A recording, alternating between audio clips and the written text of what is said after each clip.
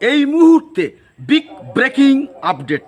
আপনারা প্রত্যেকেই জানেন এসএসসি রিক্রুটমেন্ট স্ক্যাম 2016 অর্থাৎ 26,000 চাকরি বাতিল মামলার আজকের এই আপডেটটি অবশ্যই করে একটা বিগ ব্রেকিং আপডেট অবশ্যই করে বলতে পারেন যে গ্রুপ সি ও গ্রুপ ডি কর্মচারীদের জন্য।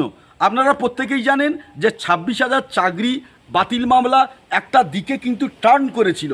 ঠিক সেই জায়গায় থেকে দাঁড়িয়ে সুপ্রিম কোর্টের প্রধান বিচারপতি তিনি কিন্তু রায় প্রথম দিয়েছিলেন যে সমস্ত চাকরি বাতিল, অর্থাৎ যারা হচ্ছে শিক্ষক এবং অশিক্ষক কর্মচারী তাদের চাকরিকে সম্পূর্ণরূপে বাতিল করা হয়েছিল।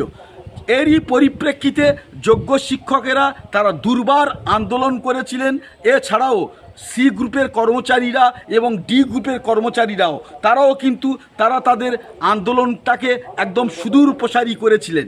ঠিক এই জায়গায় থেকে পরবর্তী পর্যায়ে আমরা দেখতে পাই যে 2016 প্যানেলের সরকারি কর্মচারী তথা শিক্ষককে স্পষ্টভাবে বলতে গেলে শিক্ষকরা তারা কিন্তু মডিফিকেশান অ্যাপ্লিকেশান অর্থাৎ MA ফাইল করেছিল সুপ্রিম কোর্টে, এবং MA ফাইল করার পর তার পরিপ্রেক্ষিতে সঞ্জীব খান্না কিন্তু একটা স্পষ্ট মডিফিকেশান রায় ঘোষণা করেছিল রাজ্য সরকারের অ্যাপিলের ভিত্তিতে বা এসএসসির অ্যাপিলের ভিত্তিতে বা মধ্যশিক্ষার অ্যাপিলের ভিত্তিতে।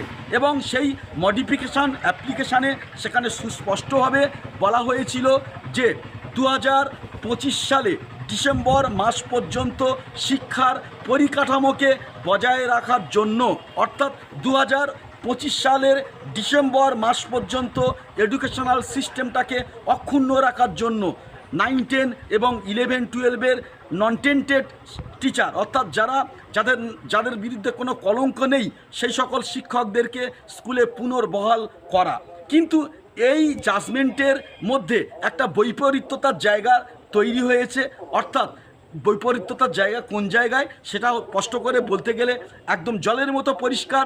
যারা নন টিচিং স্টাফ এবং এই নন টিচিং স্টাফের মধ্যে রয়েছে সি ক্যাটাগরির কর্মচারীবৃন্দ এবং ডি ক্যাটাগরির কর্মচারীবৃন্দ, তারা কিন্তু এই যেমন শিক্ষকেরা বিদ্যাদানের প্রক্রিয়ার সঙ্গে যুক্ত, তার পাশাপাশি এই সি এবং ডি ক্যাটাগরির কর্মচারীরা তারা মিড ডে মিলের বিভিন্ন বিষয়ের সঙ্গে যুক্ত আছে।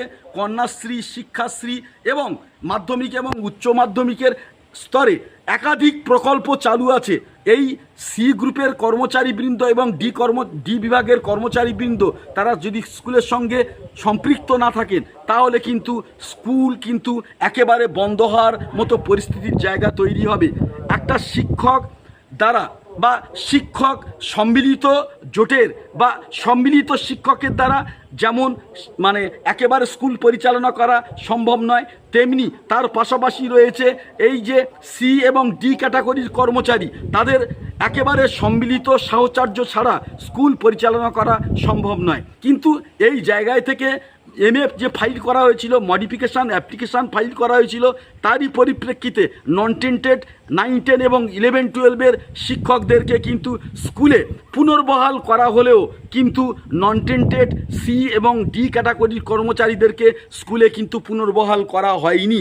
সেই জায়গায় থেকে সি এবং ডি গ্রুপের কর্মচারীরা তারা অনিশ্চয়তার মধ্যে ভুগছিল, কারণ অনেক সি এবং ডি বিভাগের কর্মচারীরা যারা যোগ্যতার পরিপ্রেক্ষিতে চাকরি পেয়েছেন এবং তাদের যে অর্থনৈতিক কাঠামোর মধ্যে অবস্থান করছেন সেই জায়গায় থেকে তাই দাঁড়িয়ে তাদের বেতন যদি একেবারে বন্ধ হয়ে যায় তাদের কিন্তু জীবনটা এমন একটা জায়গায় পৌঁছাবে সেটা আর বলার অপেক্ষা রাখে না। ঠিক এই জায়গায় থেকে দাঁড়িয়ে আমাদের পশ্চিমবঙ্গের মুখ্যমন্ত্রী তিনি কিন্তু নিজে এগিয়ে এসছেন সুপ্রিম কোর্টের রায় যাই হোক না কেন, সুপ্রিম কোর্টের মডিফিকেশান অ্যাপ্লিকেশান যাই হোক না কেন, মমতা ব্যানার্জির তার নিজস্ব একটা ফান্ড থাকে, সেই ফান্ডের থেকে টাকা কাকে বিকেন্দ্রীকরণ করবেন সেই বিষয়ে কিন্তু কেউ কৈফিয়ত তলব করতে পারে না।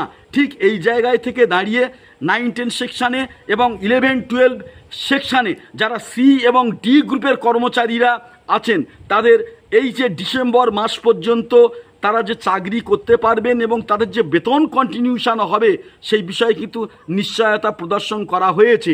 তবে তারা যে বেতন পান হয়তো সেই বেতনটা হয়তো দেয়া হবে না, কিন্তু একটা মাসিক তাদের অর্থ দেয়া হবে সেই বিষয়টা কিন্তু জলের মতো পরিষ্কার। ডি গ্রুপের কর্মচারীরা তারা মান্থলি 20,000 টাকা করে তাদেরকে দেয়া হবে এবং সি গ্রুপের কর্মচারীরা অর্থাৎ যারা হচ্ছে লোয়ার ডিভিশন ক্লার্ক বা আপার ডিভিশন ক্লার্ক স্কুল ডিপার্টমেন্টে আছেন তাদের কিন্তু একটা অর্থ বরাদ্দ করা হয়েছে। ডি বিভাগের কর্মচারীরা 20,000 টাকা পাবেন এবং সি ডিপার্টমেন্টের কর্মচারীরা সেটা আপার বা লোয়ার হোক না কেন তারা কিন্তু 25,000 টাকা পাবেন।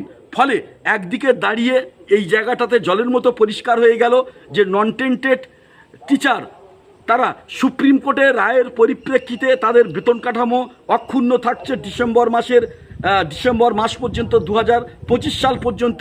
কিন্তু এখানে সুপ্রিম কোর্টে কিন্তু এই সি এবং ডি গ্রুপের কর্মচারীদের বিষয়ে কিন্তু আলোকপাত করা হয়নি, তাদের স্কুলে যেতে বলা হয়নি, তাদের বেতন স্টপ করার কথা বলা হয়েছিল। কিন্তু মমতা ব্যানার্জি তার ফান্ড থেকে অবশ্যই টাকা দিচ্ছেন।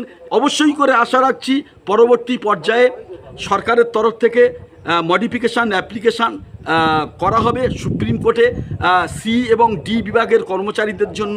সেক্ষেত্রে যদি সুপ্রিম কোর্টের অনারেবল জাস্টিস কোনো রায় প্রদর্শন করেন তাহলে হয়তো এই সরকারের আর অনারিয়াম দেওয়ার দরকার হবে না, তারা তাদের ন্যায্য বেতন সেটা ডিসেম্বর পর্যন্ত পাবেন। পরবর্তী আপডেটের জন্য অবশ্যই অপেক্ষা করুন।